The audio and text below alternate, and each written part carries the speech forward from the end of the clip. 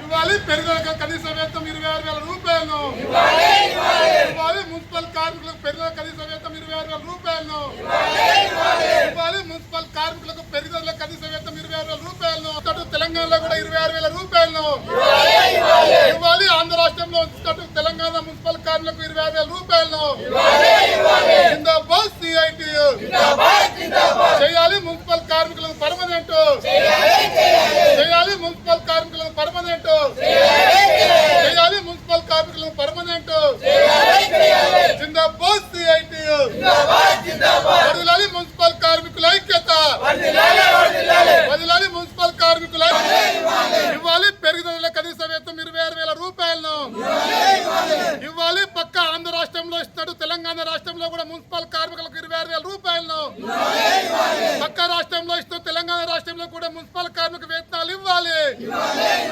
ఇవ్వాలి పక్క రాష్ట్రంలో ఇస్తూ తెలంగాణ రాష్ట్ర మున్సిపల్ కార్మిక వేతనాలు ఇవ్వాలి జిందాబాద్ సిఐటియు జిందాబాద్ సిఐటియు గత 25 సంవత్సరాల నుంచి ఈరోజు మున్సిపాలిటీలో శానిటేషన్ విభాగం కానీ వాటర్ సప్లై విభాగంలో కాంట్రాక్ట్ కార్మికులు పనిచేస్తూ ఉన్నారు.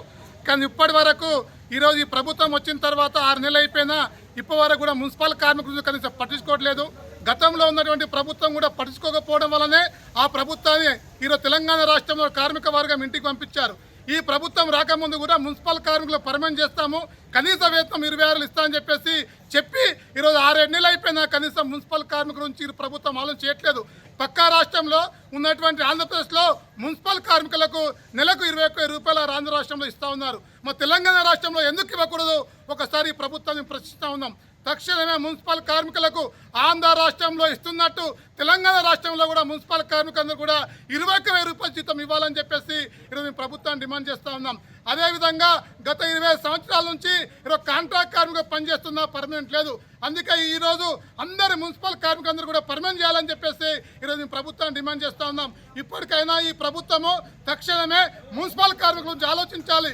ఈరోజు మున్సిపల్ కార్మికుల వల్లనే ఈరోజు పట్టణాలు అభివృద్ధి అవుతా ఉన్నాయి. మున్సిపల్ కార్మికుల వల్లనే ఈరోజు పట్టణం పరిశుభ్రంగా ఉంటా ఉంది. ఈరోజు మున్సిపల్ కార్మికులుగా లేకపోతే ఈరోజు పట్టణం ఈరోజు పరిశుభ్రంగా ఉండే పరిస్థితి ఉండదు. కానీ ఈరోజు నిత్యం ప్రజలకు సేవ చేసే మున్సిపల్ కార్మికుల గురించి, వాళ్ళ జీతాల గురించి, వాళ్ళ జీవితాల గురించి ఈరోజు ప్రభుత్వాలు ఆలోచించాలని చెప్పేసి కూడా ఈ సందర్భంగా ప్రభుత్వాన్ని డిమాండ్ చేస్తూ ఉన్నాం. ఇప్పటికైనా ప్రభుత్వం తక్షణం స్పందించి మున్సిపల్ కార్మిక జీతాలు పెంచాలని చెప్పేసి ఈరోజు డిమాండ్ చేస్తూ ఉన్నాం.